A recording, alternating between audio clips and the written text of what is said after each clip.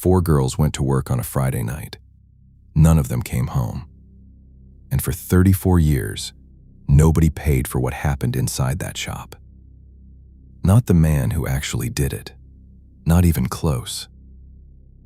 Instead, 4 innocent teenagers had their lives destroyed by the very system that was supposed to find the truth. 2 of them went to prison. 1 of them sat on death row. And the real killer? He was already dead. He had been dead for years before investigators even knew his name. Sit with that for a second.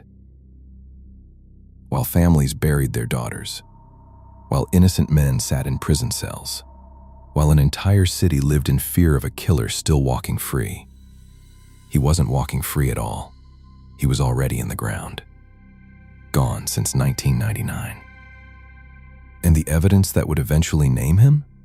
It had been sitting in a storage facility the entire time, waiting for science to catch up. What that evidence revealed when it finally surfaced didn't just solve a murder.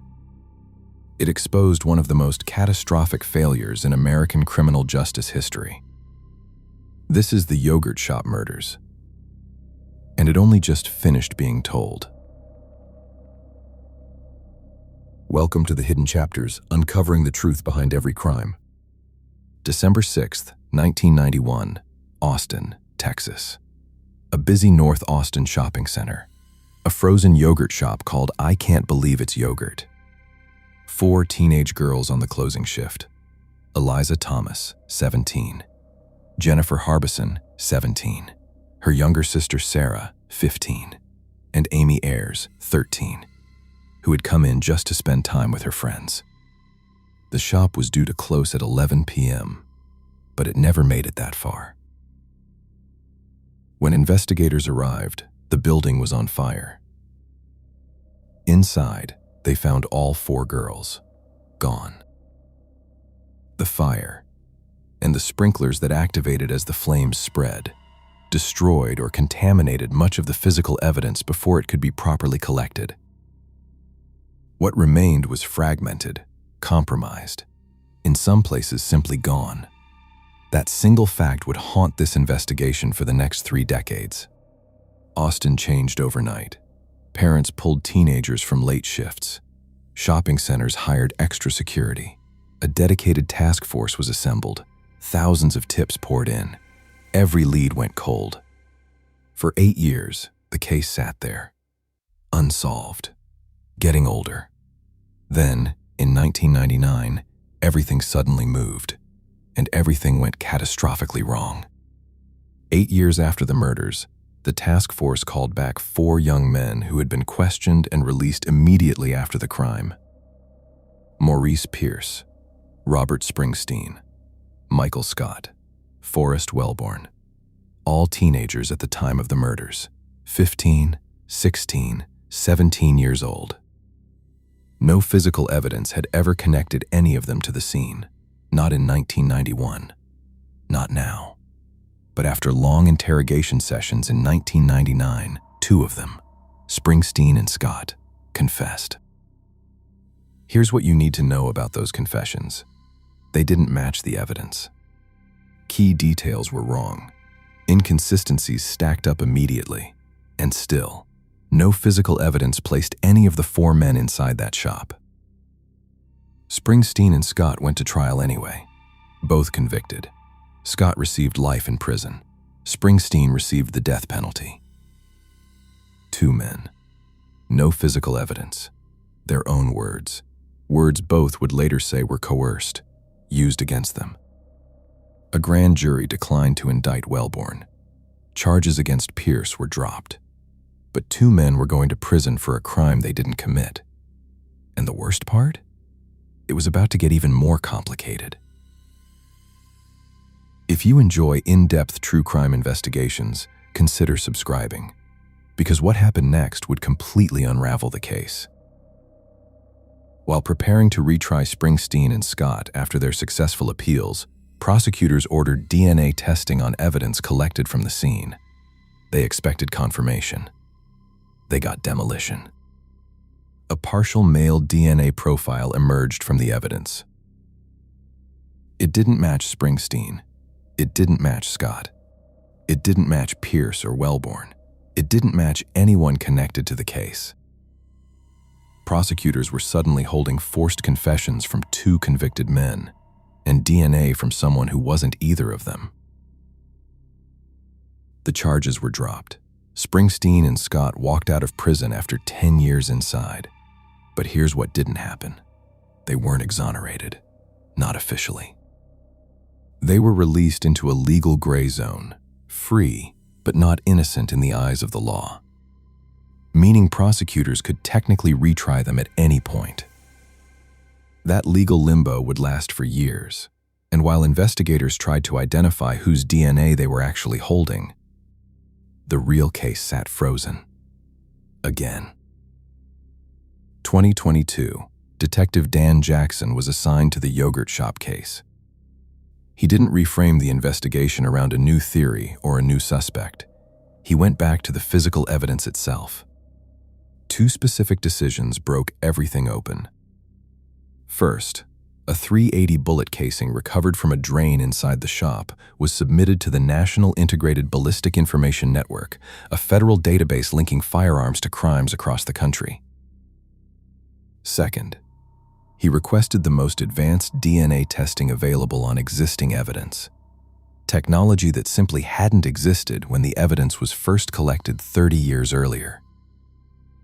In August 2025, results came back from a South Carolina state lab, a complete Y-STR DNA match.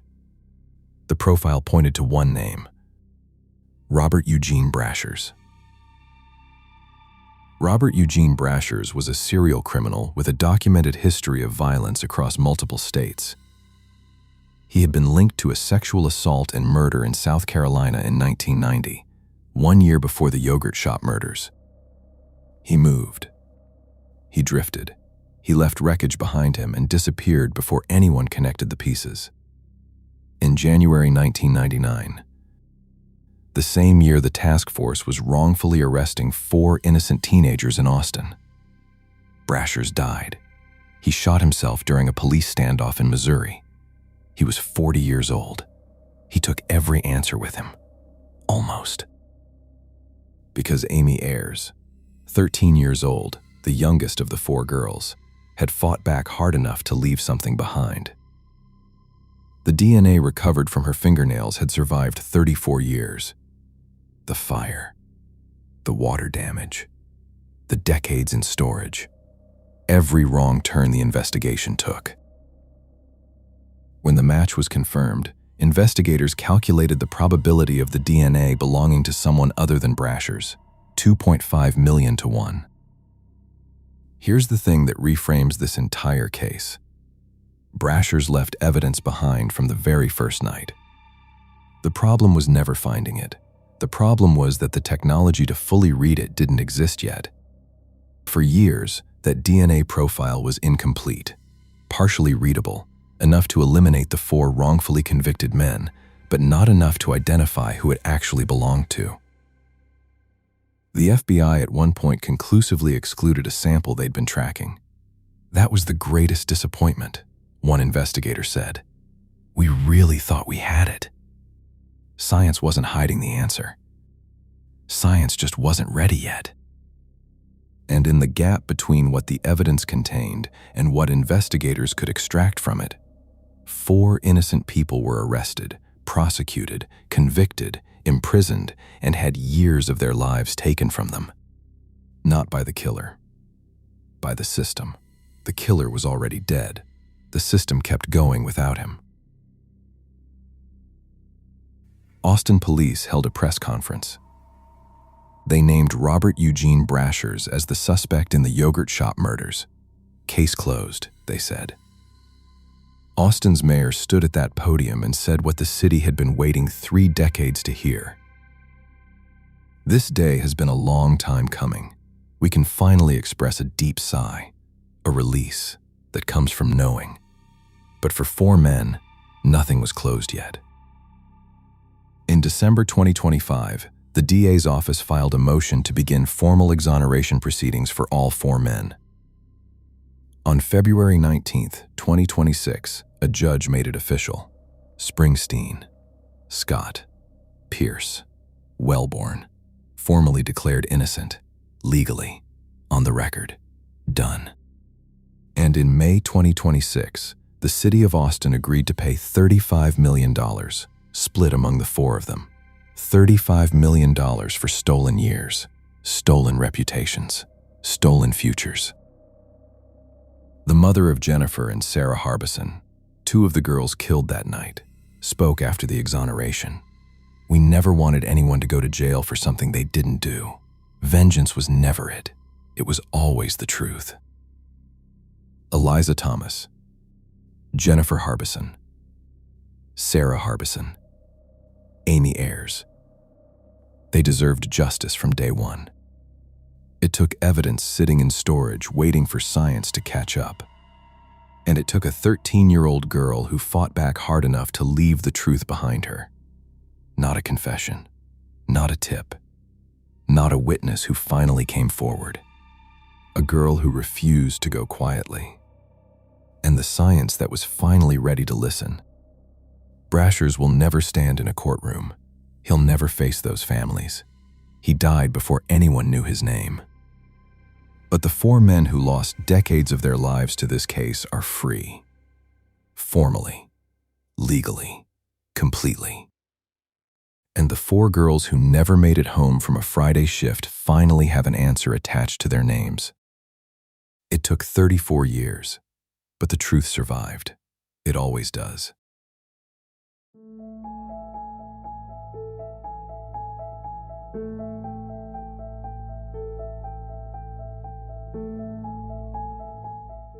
If this case stayed with you, you're not the only one. And if you're ready for the details most people miss, there's more waiting in the full Hidden Chapters playlist.